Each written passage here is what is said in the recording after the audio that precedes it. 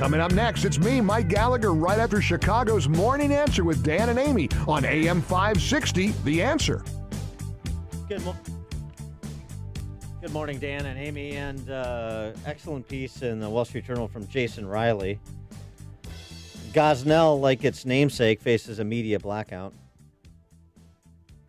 He points to the Gosnell film released last week, cracked the top 10 box office receipts for its opening weekend, despite completely being ignored. I mean, it was difficult enough to get to theaters. Now it's completely ignored. Try and see it in Chicago. You can't. You have to go to an outlying suburb around here. Jason Riley goes through the case of this Philadelphia abortionist who was convicted of murder in 2013, serving a life sentence in prison, no possibility of parole. And he recounts how the movie was treated very much like Gosnell's trial in 2013, with the national media ignoring it, other than Fox News. The liberal press, writes Riley, knew the story would cast a negative light on abortion, and that concerned them much more than bringing to justice a doctor who committed infanticide and routinely risked the health of women. Ultimately, social media shamed the press into covering the trial, but you won't be shocked to find out that the interest in the story hasn't lasted. Some outlets have refused to run ads for the film, and almost all major publications have declined to review it, which explains why I had so little company on Friday, writes Riley, when he went to see it the day it opened. For more on this and a couple of other matters of cultural import, we're pleased to be joined again by our friend Andrew Klavan. He's a podcaster in addition to a Hollywood screenwriter, Another Kingdom. He's also, in addition to True Crime, which was Clint Eastwood made into a movie, he's the screenwriter for the Gosnell movie. Andrew Klavan, thanks so much for joining us. Appreciate it. Always great to be here. Thanks. So what about the completely unsurprising entertainment press treatment of the Gosnell movie?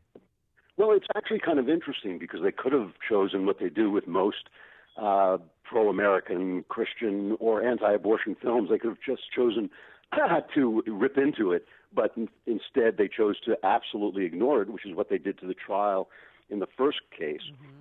And what's fascinating to me about this is you could take a point of view that says, look, this is not a film about abortion. This was a guy who was murdering children. The children were born. He didn't really know what he was doing, so he would deliver the children and then kill them. And that's murder in anyone's book. I mean, most states have a limitation on abortion up at 20 weeks, which is, 5 months, which is appalling anyway. But this was way, way beyond that. So they could have just said, well, this is not abortion. This is infanticide. And, of course, we all agree it's against the law. And we're not going to talk about abortion in this case, which is kind of what the judge said when she wanted to try the case. But instead they ignored it, which really speaks to me about a sense of guilt and shame about what they're supporting in the first place. They could have made the argument that it wasn't about abortion, but they didn't because they know it is. Well, that to me is what really reveals where they stand. The other thing, though, too, is they want to continue to prop up the narrative that no abortionist is Kermit Gosnell and every pro-life activist is Eric Rudolph. Well, that's right. You know, the scene in the movie that is the scene that kind of is a linchpin of the movie is when they try to bring forward a witness, the good abortionist, the person who doesn't do these things, who follows the law, and on the witness stand, and this was right out of the trial, I took this right out of the trial transcript, on the witness stand she describes what a real abortion looks like, and it doesn't look all that different from what Kermit Gosnell was doing. And I think that's why they cannot cover this story. They could make an argument, but they don't. They just turn their eyes, they put their hands over their eyes like the monkeys in the See No Evil trilogy, Trinity, and they just ignore it because once they start talking about it, they really have to confront what this is. And, you only have to listen to the kinds of language that Planned Parenthood and other pro-abortion people use when they talk about women's health care and a woman's right to choose. And, even the word abortion is kind of, a cleaned up word for what really is going on. I'm not going to describe the process because it's too disturbing to talk about on the air, but, it really is.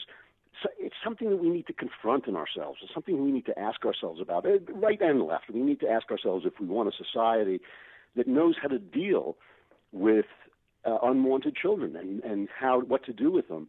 because it's not going to go away by us pointing fingers and screaming at one another. We need to develop a culture that welcomes children into the world and has a place for them. Well, so this movie's about his 30-year killing spree and the political and media establishment that tried to cover it up. How is that portrayed in the film? Well, it's what it is it's an arrest and trial drama. Obviously nobody wants to go to the movies and watch gore and bloodshed, and that's not what we were trying to do at all. This is a story about an investigation and a trial, and they worked very hard to make sure it had a PG-13 rating. But in the testimony and in the investigation, it comes out that this thing was reported again and again. There were complaints about this guy again and again. There's a stack of complaints that was big enough to make it like a 1,000-page book. Wow. But nobody wanted to go near it. They did not want to put abortion in a bad light. And so again and again, they closed their eyes to the abuse of poor women, the abuse of black women, the abuse of people who had nowhere else to go, and they just closed their eyes because they did not want this issue to come out. Everybody knew that you did not mess around with the abortion factory, and that was why it got covered up. I don't ask this often, but I think it's an important question. The personal consequences, career consequences to you. I mean, you're somebody whose books have been optioned into huge movies, true crime, Clint Eastwood, Don't Say a Word. What is your outspokenness as a conservative and doing projects like this done to your standings, quote unquote, in Hollywood? Well, there's no question. I don't know how much of it was intentional, but there's no way to tell. But there's no question that it curtailed my Hollywood career, which was for several years a very good one. I mean, I was selling multiple scripts in a year, and that all dried up the minute I started to speak my mind about political issues and issues like this. I have to be honest with you, though. I have never lost a minute's sleep over this. And the reason is I see the role of being a writer as the role of searching for and speaking the truth, even when you're telling stories, even when I'm making up crime dramas. I mean to tell the truth about what people are like and what they do to each other and how those systems work. And there are some truths you can only tell by telling fiction, by telling stories. To live a life in which I'm curtailed in what I can say for fear that some fat cat producer isn't going to like me anymore, that's not a life I'm here to live at all. And so I never, just my view of my own work is not a careerist view. It's a view of trying to do something that appeals to people and entertains people, but also speaks to the real world insofar as I'm capable of doing it. So, it's never been, I'm not a martyr, I'm not a hero, it's none of that stuff. I just do what I do. And if it costs me in Hollywood, really, that's really does not keep me awake at night at all. Is this one of your proudest projects? I mean, do you put your heart and soul into this? And tell me what I have to tell you, the great Pulitzer Prize-winning cartoonist Michael Ramirez sent me a picture a cartoon he had done of the Gosnell trial of babies in the guise of Holocaust victims behind a barbed wire fence, and I posted it above my desk. And every day that I sat down to write this script, I felt that presence there very powerfully, and I felt, I really felt like I had them sitting on my shoulder. I had to do a good job. I did the best I could. I'm proud of the way it came out. Nick Searcy, the actor, directed it, and he did a great job as well. But yeah, that's something, you don't mess around. You're telling a true story. There are victims. There are people who are watching you from another plane, and you got to be responsible to them. Outstanding. I want to get your take on the controversy du jour this week, Elizabeth Warren. A fellow sort of maverick movie maker in Eli Steele, the son of the great Shelby Steele. Eli's great himself. He did this documentary, How Jack Became Black. We've had him on the show promoting his documentary, which is excellent. If you haven't seen it, you're missing out. He had a good piece at Fox News website yesterday, and you just asked this simple question. If we had spent the last 50 years moving toward character instead of skin color as a much more sensible way to define ourselves, would anyone outside of Warren's family and friends care about Warren's heritage? Why should they? That is so true. By the way, that is a wonderful documentary, How Jack Became Black. And it is so true that the entire system of identity politics is simply racism with a smiling face. And it is just, when I talk to college kids, they always phrase their questions in terms of skin color. And it's like, it's not a question of being colorblind. We can all see what color people are. It's a question of moral apprehension. It's a question of saying, I choose to overlook this little sheath of skin that's on you, and I choose to look at you as an individual and make my decisions that way. And, you can hear on TV this machinery for translating every single issue into race. I was watching a news program where they were talking about, Trump said something, it's a dangerous time, a scary time for young men.